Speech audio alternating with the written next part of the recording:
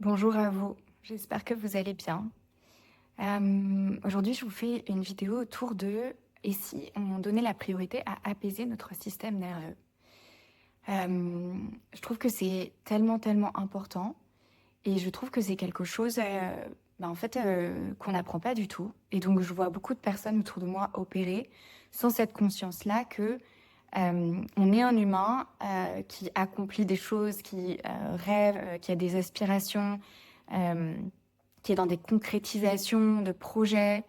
Et il n'y a pas forcément cette conscience de à quel point travailler en priorité l'apaisement du système nerveux pourrait être aidant et soutenant, alors que selon moi, c'est vraiment totalement transformateur. Donc c'est pour ça qu'aujourd'hui, j'ai décidé de faire un moment de partage autour de ça. Je réfléchis par quoi je commence parce que j'ai beaucoup de choses à vous partager autour de ça. Donc, imaginons un exemple d'abord de comment, en général, on a appris à fonctionner et comment fonctionnent la plupart des gens. Il y a, par exemple, cette envie de développer une nouvelle activité dans votre vie qui est beaucoup plus alignée avec qui vous êtes. Donc, vous avez connecté à quelque chose qui est de l'ordre de votre vocation, de quelque chose qui est extrêmement juste, qui vous permet d'exprimer vos talents, d'offrir au monde profondément ce que vous avez à offrir. Et du coup, ça vous met vraiment en joie. Et quand il se passe ça chez un être humain, en général, ça lève beaucoup de boucliers à l'intérieur de nous. Parce que on a en fait très peur en général de se montrer. L'ego, le mental préfère le statu quo. Et du coup, le déploiement de qui on est suscite pas mal de limites, parfois de l'autosabotage, parfois plein de croyances qui se mettent comme des barrières sur le chemin, etc. Et donc, dans ces cas-là, en général, il y a la tête qui veut accomplir certaines choses, et donc la tête décide d'y aller, quelle que soit la façon dont vous vous sentez. Mais du coup, ça donne quelque chose de très, en incohérence, où il y a comme des passages en force, et où, en fait, c'est pas fluide parce qu'il y a beaucoup de tension à l'intérieur de soi dans ces cas-là.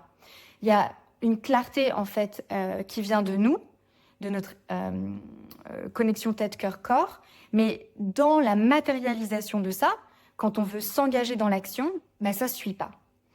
Et du coup, en général, ce qu'on fait, c'est ce passage en force. Je le sens pas trop, mais j'y vais. Je me sens hyper stressée, mais j'y vais. C'est pas complètement juste, mais j'y vais. Et on n'écoute pas forcément tout ce qu'il y a à l'intérieur de soi. Donc là, nous, on va s'intéresser à qu'est-ce qui se passe à l'intérieur de soi. C'est quoi ce système nerveux qui se manifeste? Donc en fait, imaginons que je veuille accomplir quelque chose ou faire quelque chose de précieux pour moi. Il va y avoir des réactions dans mon corps. Je vais vous donner un exemple hyper récent. Je me suis assise dans mon canapé pour filmer cette vidéo il y a quelques minutes. Et là, j'ai senti dans mon corps qu'il y avait quelque chose qui n'était pas OK.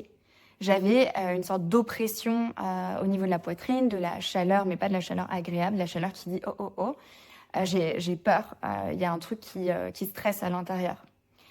Et du coup, ce que j'ai fait, donc j'ai décidé intentionnellement de ne pas passer en force.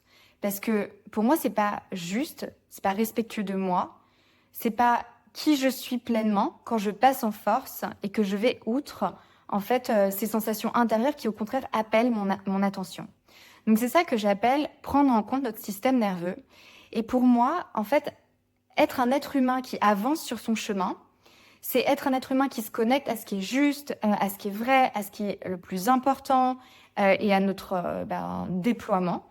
Et c'est inclure tout ce chemin plus intérieur, de venir se mettre au contact des ressentis qui émergent sur le chemin pour toujours rester en alignement. Parce que pour moi, en fait, ça ne peut pas complètement marcher si on bypass, si on fait l'impasse en fait sur ce que dit notre corps. Parce que notre corps, c'est le premier lieu en fait qui nous permet d'agir. Donc qu'est-ce que j'ai fait quand j'ai senti cette chaleur et cette tension? Enfin, c'est dur de décrire les sensations de toute façon. Je me suis mise au fond de mon canapé et je dis ok, je vais prendre le temps d'écouter ce qui est là. Donc moi, c'est des méthodes auxquelles je me suis formée, je me suis beaucoup fait accompagner, j'accompagne mes clients autour de ça, donc je connais très bien ce qui se joue dans ces cas-là, même si à chaque fois c'est une découverte, mais je connais comment ça marche en fait d'aller là. Et je sais que dans ces moments-là, en fait, il y a vraiment un appel où quelque chose a besoin d'être vu et libéré à l'intérieur de moi. Et du coup, j'ai pris ce temps-là. J'ai fermé les yeux, j'ai laissé la sensation être là, j'ai respiré avec ça, qui était là, et j'ai demandé, comment tu te sens? C'est une part de nous, en fait, hein, quand il se passe ça. C'était une part de moi. Et ce qui est intéressant, d'ailleurs, c'est que j'avais pas eu ça dans la dernière vidéo que j'ai tournée. Donc voilà, pour moi, je suis toujours, j'allais dire on, mais je vais parler de moi, je suis toujours en train d'apprendre et de grandir et d'évoluer et de guérir petit à petit, de libérer petit à petit ce qui est prêt à être libéré. Et l'idée, c'est de voir chaque moment où il y a un frein comme ça, comme une opportunité de libérer quelque chose pour être de plus en plus, en fait, connecté à mon plein potentiel, au-delà de toutes les blessures, tout ce qui s'est mis dans mon corps de frein, en fait. En général, c'est dans l'enfance. Voilà. Et donc, j'ai écouté, et cette part, en fait, ce qui se passait, c'est que cette part, elle était vraiment paniquée. Elle était paniquée comme d'avoir quelque chose à faire qui dépassait ses capacités. Et du coup, c'est très probablement, j'en suis pas sûre, hein, mais très probablement des choses que j'ai ressenties jeune, d'avoir à faire des choses qui me demandaient beaucoup, en ayant peu de soutien émotionnel, en fait, et en étant peu, j'allais dire consolée, mais en tout cas, enveloppée dans quelque chose de soutenant et de sécurisant quand moi, j'étais trop jeune pour le faire moi-même, en fait. Et du coup, ça a créé comme un truc hyper contractant à l'intérieur quand moi aujourd'hui à l'âge adulte, à bientôt 40 ans, je m'apprête à faire un truc qui compte vraiment mais qui m'expose un peu et du coup ça freine des cas de fer à l'intérieur. Donc ma réaction, enfin ma stratégie pour ça, c'est vraiment venir écouter pour venir laisser de l'espace pour que ce ressenti-là, cette voix-là de cette part intérieure, elle puisse s'exprimer, que je puisse créer un dialogue et une relation avec elle, et qu'ensuite, en fait, elle puisse me faire confiance. Et du coup, elle est complètement apaisée, elle me laisse le drive, et moi, Julia, dans mon plein potentiel, dans ma grande maturité et capacité d'adulte, je peux avancer et réaliser ce qui a du sens et de la valeur, tout en étant bien, et pas avec une tension à l'intérieur de moi. Donc voilà, et donc ce que j'ai découvert dans cette part, en étant en contact avec elle juste avant de faire cette vidéo, c'était d'abord il y avait vraiment cet état de panique, l'impression de devoir faire quelque chose de démesurément difficile en étant vraiment seule et pas soutenue. Et puis après, du coup, une fois que ça en fait, comme j'ai été en empathie avec elle, ça s'est adouci. Et ce qui s'est passé ensuite, c'est qu'il y a eu une tristesse en fait qui est arrivée. Une tristesse autour de la solitude que cette part-là, elle a vécue, en fait, dans les moments où elle aurait eu besoin d'un soutien, d'une sécurité. Et donc, j'ai pris soin de cette tristesse. Et puis, du coup, ça a pris quelques minutes. Donc, il y avait d'autres parts qui étaient impatientes, qui me disaient, allez, on y va, maintenant, il est temps, on va pas avoir assez de temps. Et je les faisais patienter pour pouvoir vraiment finaliser le processus avec cette part-là. Et donc ça, c'est ce que j'appelle prendre soin en priorité de notre système nerveux. Et ça fait partie d'un plus grand processus de guérison, de transformation de l'être humain qu'on est, où en fait, une des choses qu'on fait dans notre vie, c'est prendre conscience de nos blessures qui suscitent nos limitations par rapport à qui on veut être, qui on sait qu'on est en fait, et comment on veut exprimer qui on est. Donc en prendre conscience et petit à petit le libérer. Et donc ce que je voudrais amener, une fois qu'il y a la dimension de prise de conscience, est-ce que je peux gérer ça, adresser ça en premier avant d'avancer sur cette chose importante que j'ai à faire, parce qu'une fois que c'est traité, en plus, c'est traité pour toute la vie. En fait, c'est une guérison qui est faite. Alors, ça se fait vraiment petit pas par petit pas, parce que notre système, il peut pas gérer trop d'un coup. Mais du coup, c'est très acceptable de gérer petit pas par petit pas, et ça prend pas non plus un temps fou de juste se poser. Et du coup, l'invitation, c'était, quand il y a ça qui vous arrive, par exemple, vous sentez que vous voulez vraiment faire quelque chose d'important, ça pourrait être une conférence, ça pourrait être, je sais pas, vous lancer dans l'écriture d'un livre, lancer votre podcast, ouvrir votre cabinet de quelque chose, vous exprimer davantage sur les réseaux sociaux. Et ben, plutôt que passer en force dès qu'il y a ces petites sensations à l'intérieur de vous, ou même grosses sensations, c'est saisir en fait chaque opportunité. Et pour moi, il y a cette notion que j'ai apprise, c'est quand ça se manifeste, plutôt que de me dire ah non, mais c'est pas possible, encore un truc qui me met des bâtons dans les roues, me dire ok, get excited. Il y a une opportunité là, ça vient frapper à ma porte. C'est rare et précieux quand ça fait ça en fait, parce que je peux jamais choisir. Je vais pas me lever un matin en me disant ah tiens, ce matin j'ai du temps, donc là j'aimerais bien libérer des trucs parce que vraiment je sens que je suis freinée dans mon déploiement. Mais en fait il se passe rien. Il se passe des choses quand c'est prêt dans notre système et quand on décide d'entrer en action dans des dimensions qui nous font un peu peur parce qu'elles nous demandent de nous montrer plus pleinement.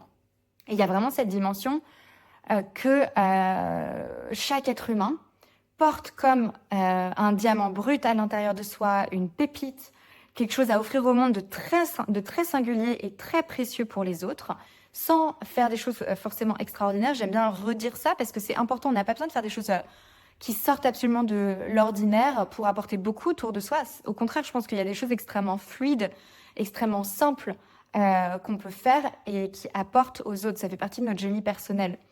Et parfois, on s'en rend pas compte, tout simplement parce que c'est comme l'océan dans lequel on nage et on se rend pas compte que ça a énormément de valeur. Et là, j'ai perdu mon fil.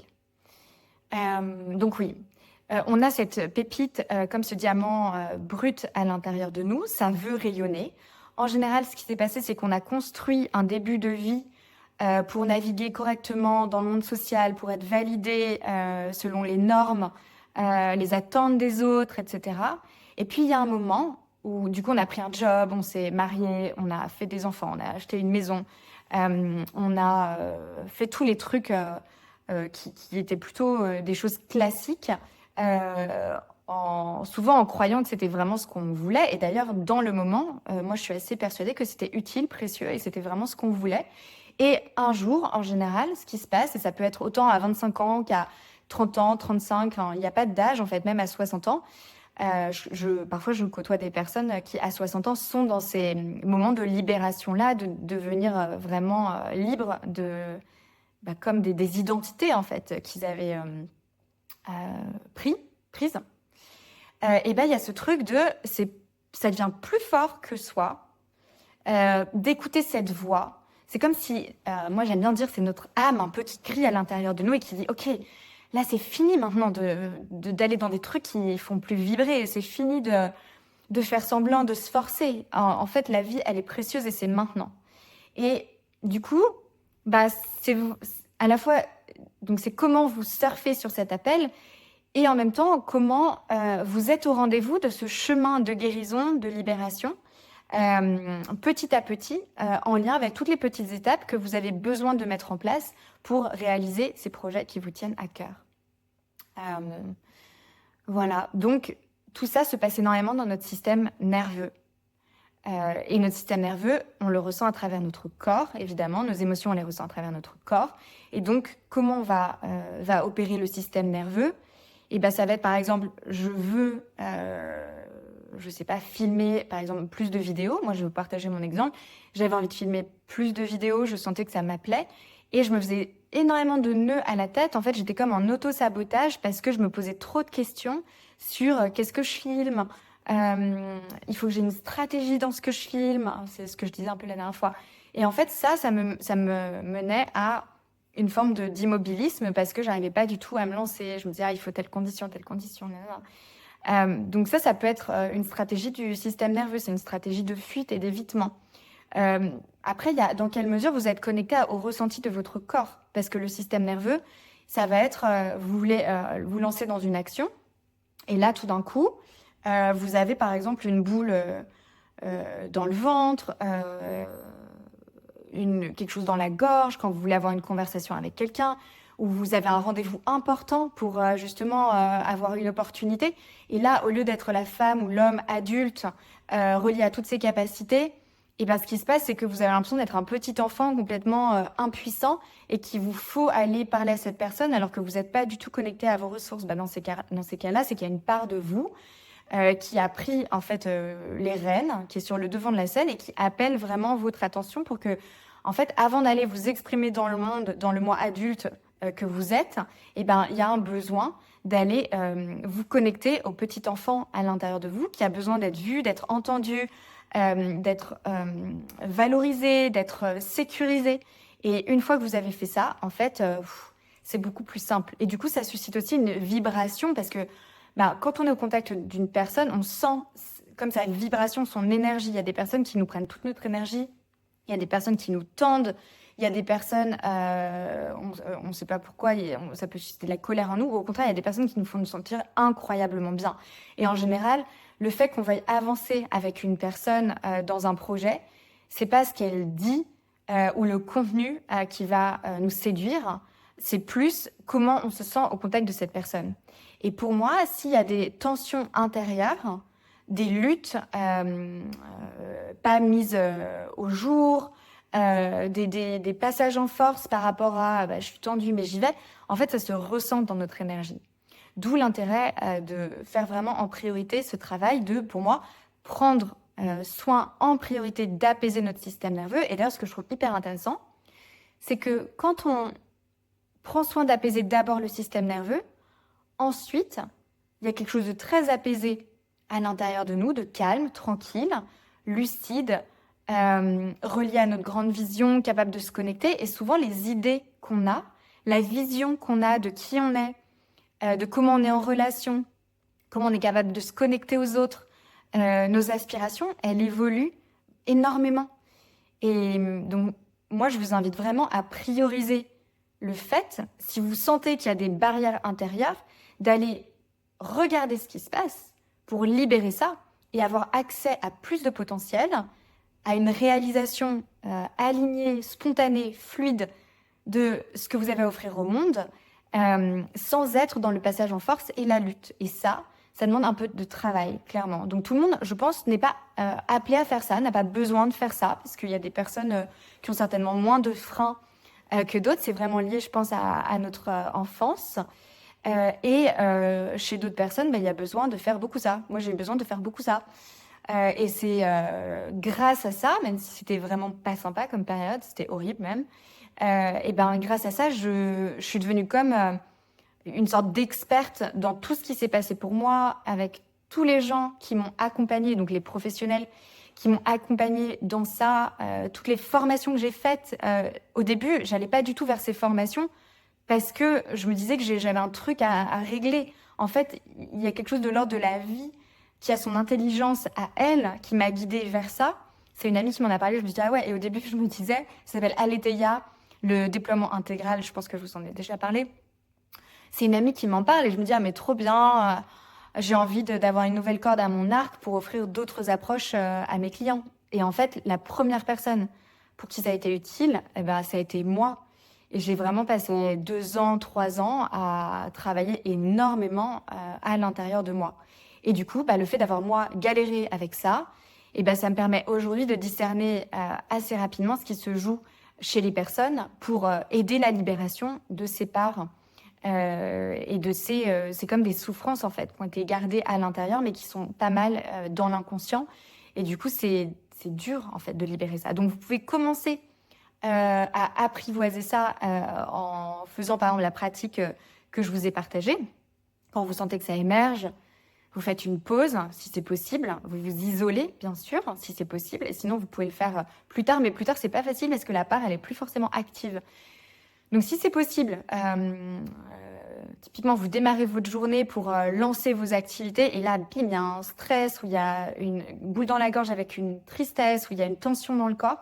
Plutôt que passer en force et faire ce truc que vous avez besoin de faire, est-ce que vous pouvez prendre 10 minutes, un quart d'heure ça peut être soit vous allonger sur un tapis de yoga, soit vous mettre dans un canapé, fermer les yeux et venir entrer en relation avec la part, lui demander comment elle se sent, qu'est-ce qui se passe pour elle, qu'est-ce qu'elle veut vous dire, de quoi elle a besoin. Et vous vous laissez toucher vraiment par toutes les émotions qui sont là. Moi j'étais presque en larmes tout à l'heure en fait, connectée à la tristesse de cette part à l'intérieur de moi qui était petite, avait des trucs surhumains à faire pour elle, sans sécurité, sans sécurisation, et qui s'est sentie tellement seule. En fait, ça m'a vraiment touchée. Et quand vous vous laissez toucher, ça crée vraiment un processus libérateur. Donc, vous laissez toucher.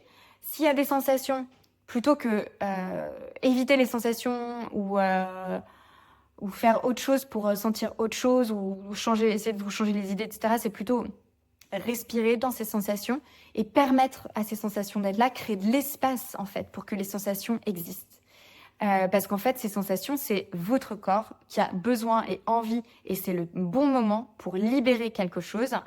Et en fait, il vient frapper à votre porte et ça dit, s'il te plaît, écoute-moi là, on peut plus vivre comme ça. J'ai besoin que tu adresses ça. Et c'est clairement inconfortable, mais ça apporte tellement en termes de transformation intérieure. Voilà, moi je l'ai vécu plein de fois. C'est super puissant. Je voulais vous dire quelque chose, mais c'est passé.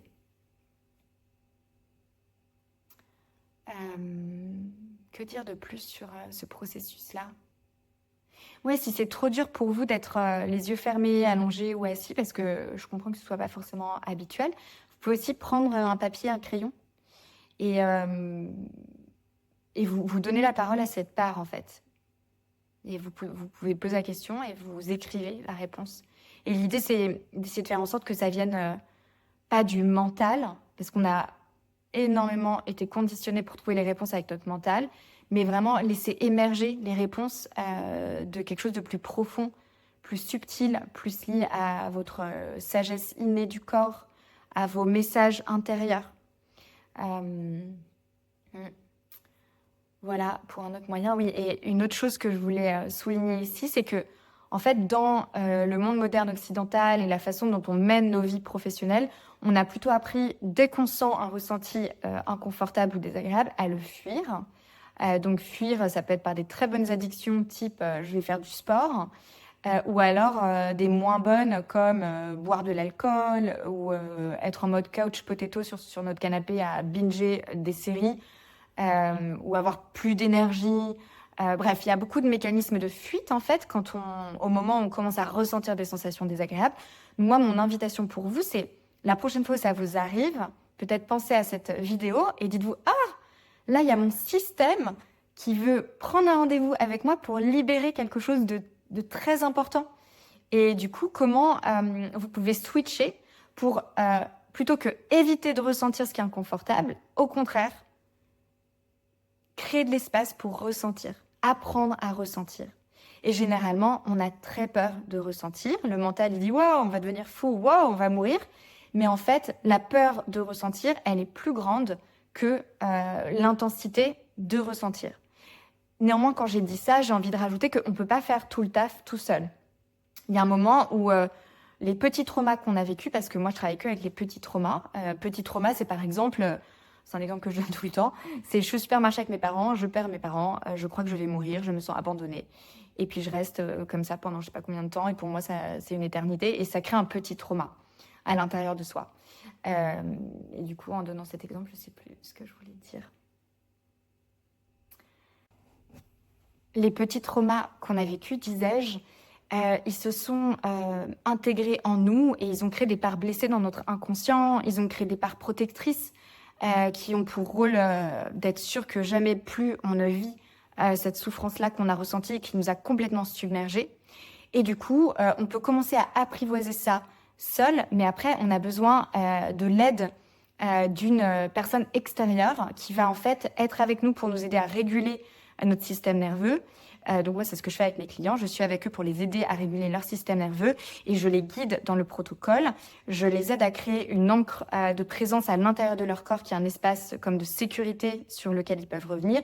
Et quand on va toucher quelque chose de sensible, eh ben, on peut faire ce qu'on appelle le pendulating, c'est-à-dire on va se rapprocher de ce qui est difficile et hop, on s'en éloigne si c'est trop. Et dès que c'est trop, on arrête le processus en fait.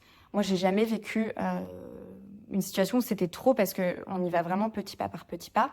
Mais du coup, en fait, c'est très utile et pertinent de se faire accompagner pour libérer quelque chose. Donc, par exemple, si vous sentez que vous avez un critique intérieur qui est hyper virulent, ça peut être intéressant pour vous de faire une séance sur le critique intérieur pour aller apaiser cette part-là. Ça peut être aussi une part, je sais pas, qui prend soin des besoins des autres en priorité. C'est une part qui a peur de se montrer.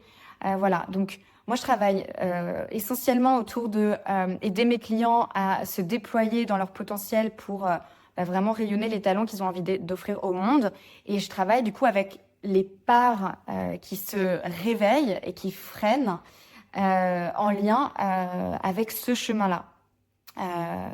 Voilà, donc n'hésitez pas, si vous avez envie de travailler quelque chose en particulier, vous pouvez avec plaisir me solliciter, me partager ce que c'est, et moi je vous dirai si je peux travailler ça avec vous. Et en une séance, il peut y avoir déjà beaucoup de choses qui se passent. Et la part, c'est très beau en fait ce qui se passe au début. Il y a une certaine forme de ressenti à l'intérieur de vous, vous la voyez d'une certaine façon.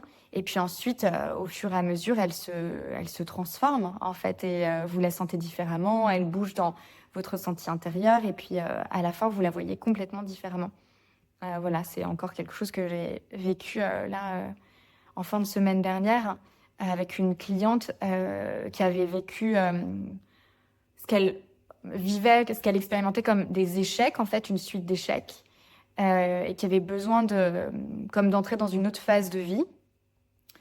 Et en fait, ce qu'elle voulait travailler, c'était l'accès à son ressenti. Elle avait l'impression qu'elle avait besoin pour être dans une phase de deuil, d'acceptation et d'aller vers autre chose, d'avoir plus accès à son ressenti, alors que elle avait l'impression qu'elle n'y avait pas forcément accès. Et du coup, ça a été ça le point d'entrée de notre séance. Elle voulait qu'on travaille avec cette part-là. Enfin non, d'ailleurs, c'était pas aussi clair que ça, mais c'était la part qui empêchait l'accès au ressenti. Et en fait, ce qui se passe en travail des parts, c'est qu'à chaque fois, il y a une intention chez vous et il se passe ce qui a besoin de se passer. C'est-à-dire que moi, je peux absolument pas vous dire oui, c'est avec cette part-là qu'on va travailler, parce qu'en fait, on commence à parler du sujet. On nomme les parts qui sont autour de la table, parce qu'en général, il y en a plusieurs. Et puis, on commence avec une qui est un peu prépondérante. Vous sentez que c'est avec elle que vous avez vraiment rendez-vous.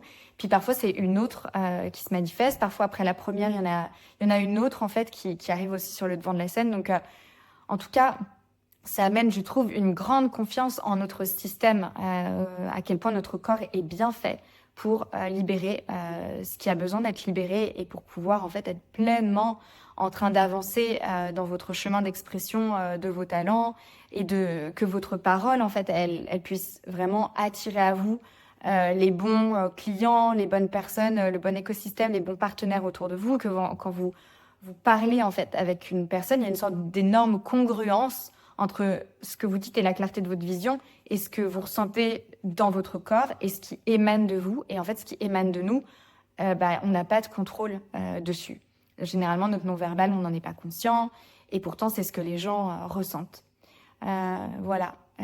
Et puis surtout, au-delà de réussir ça, moi, ce qui est important pour moi, en lien avec moi-même et les gens avec qui je travaille, c'est, en fait, ça fait tellement de bien de juste ne plus avoir ces tensions intérieures, de sentir cet apaisement, d'avoir apaisé, rassuré ce qui a besoin d'être rassuré, détendu toutes ces parts là hyper vigilantes, hyper contrôlantes, etc.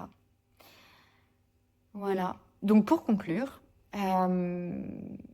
si vous cheminez avec des projets qui vous tiennent à cœur et qu'il y a des sensations à l'intérieur de vous qui se manifestent, mon invitation, c'est de prendre en considération ces sensations pour en prendre soin, libérer, apaiser, et ensuite poursuivre ce chemin en continuant à être aligné, encore plus capable, encore plus confiant, authentique, présent, et plutôt que passer en force.